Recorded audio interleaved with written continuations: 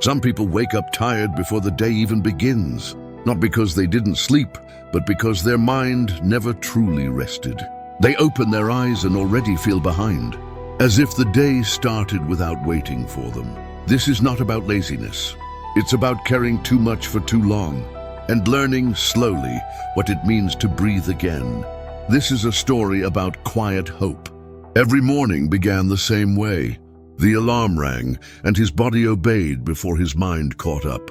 He sat at the edge of the bed, staring at nothing in particular.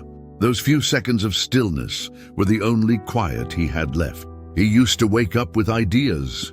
Now he woke up with obligations. The day didn't feel heavy yet, but it already felt full. He brushed his teeth without thinking, tied his shoes by memory, looked at his reflection, and felt something unfamiliar. Nothing looked wrong, but something felt missing. His eyes worked. His hands moved, yet the person behind them felt distant. At work, he did everything expected of him. Deadlines were met, emails answered, meetings attended. From the outside, he looked reliable, capable, fine. And that word followed him everywhere. Fine. People didn't ask twice. Fine meant no concern, no pause, no deeper questions. And he learned to say it well, because explaining felt heavier than pretending. So he carried everything quietly. At night, the weight came home with him, not the kind that sleep could fix. This weight lived in his chest, in his thoughts, in the quiet moments between tasks. He stopped talking about his days, not because nothing happened, but because words felt insufficient. Weekends passed quickly. Music played without reaching him. Laughter happened around him, not within him. He told himself it was temporary, just stress, just another phase, until tired became normal, and normal became empty. He didn't collapse. He faded, quietly. And that was only the beginning. One evening, after another long day, he sat in his car. The engine was off. The street was quiet. He didn't go inside right away, not because he was thinking deeply, but because he didn't have the energy to move. Minutes passed without him noticing. The silence inside the car felt unfamiliar, not empty, honest. For the first time, he didn't distract himself. He didn't reach for his phone. He didn't rehearse tomorrow. He just sat there, breathing, and something uncomfortable surfaced. A thought he had been avoiding. He wasn't unhappy. He was empty. That realization scared him, because emptiness had no clear cause, no single moment to blame. It meant the problem wasn't outside. It was how long he had ignored himself. That night, he slept differently, not deeply, but honestly. He stopped forcing rest and allowed tiredness to exist.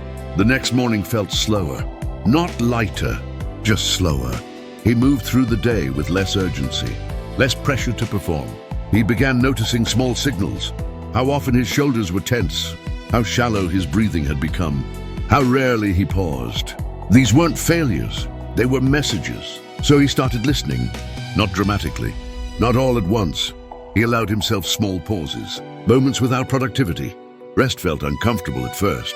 Guilt followed him into stillness. His mind whispered familiar warnings. You're falling behind. You should be doing more.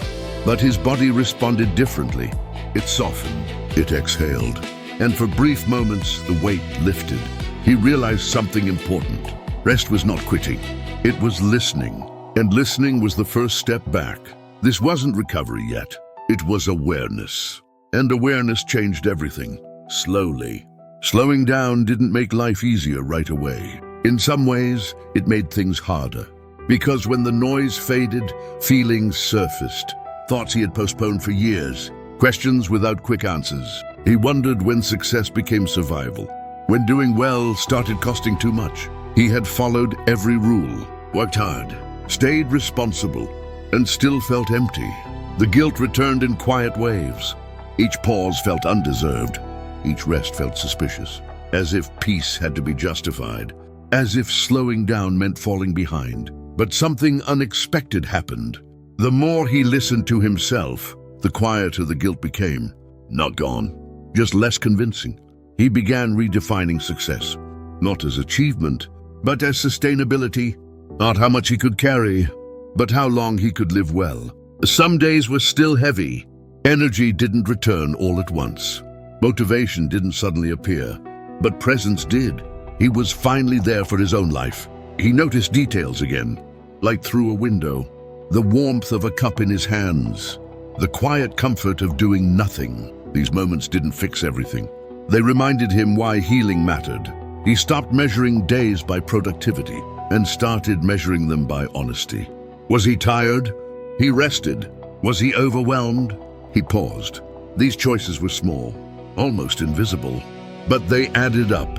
They created space, and in that space something softened. He wasn't becoming someone new. He was returning to himself. Not the driven version, not the exhausted one, but the honest one. This was the beginning of healing. Not dramatic, not fast, but real. And it was enough for now. As he grew more honest with himself, the world didn't slow down with him. Deadlines still arrived, requests still came, expectations remained, but something inside him had changed. He no longer responded automatically. He paused before saying yes, before agreeing to carry more. Saying no felt uncomfortable. At first it felt selfish, as if rest had to be earned through sacrifice. But each quiet no protected something important, his energy. Not everyone understood the change. Some mistook it for distance, others felt disappointed, and that was hard. Because he cared deeply, but he learned something important. You can care without carrying everything. You can love without losing yourself. And you can protect your peace quietly. Strength returned in subtle ways, not as force, but as clarity. He knew his limits now, and respected them. Conversations became simpler, less explaining, more honesty. He didn't justify his rest, he allowed it. Some relationships softened, others grew distant, and a few grew stronger. Because they met him where he was, he realized boundaries weren't walls. They were doorways. They showed others how to enter his life gently. The pressure to perform slowly faded, not completely, but enough to breathe, enough to feel present again. He didn't rush to fill the quiet. He let it exist.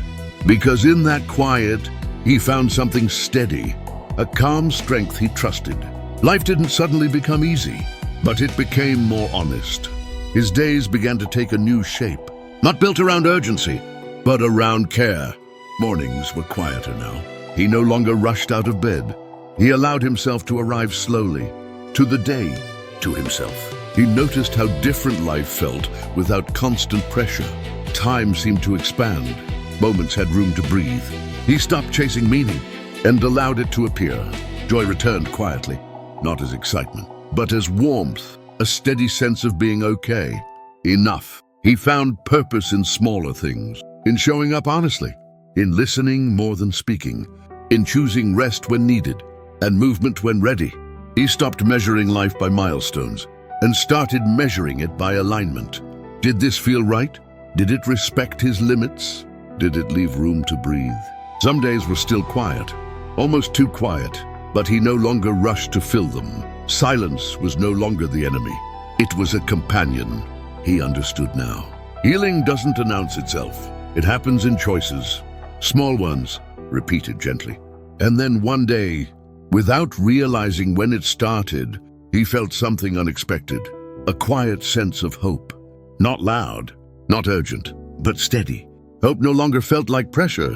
It felt like permission to keep going, at his own pace, with care. He didn't announce the change to anyone. There was no milestone to share, no moment that demanded applause. Life simply felt more livable.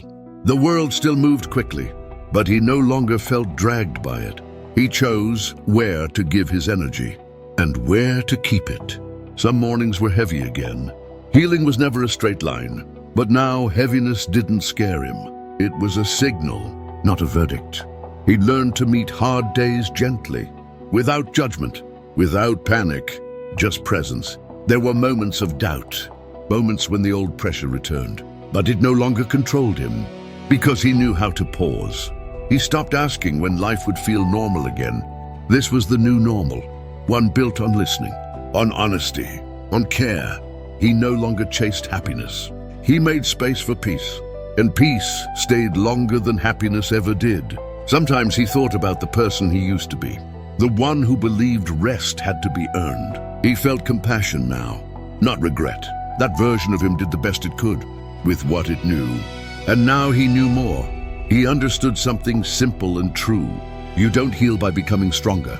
You heal by becoming kinder to yourself.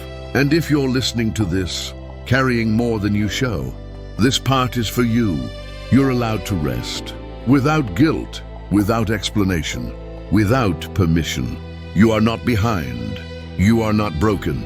You are human. Healing doesn't rush, and neither do you. Hope doesn't need noise. It needs space. So take this moment, breathe in slowly and out gently. You're doing enough. Quiet hope grows like this, unnoticed, unforced, but real. And when you're ready, you'll move forward again.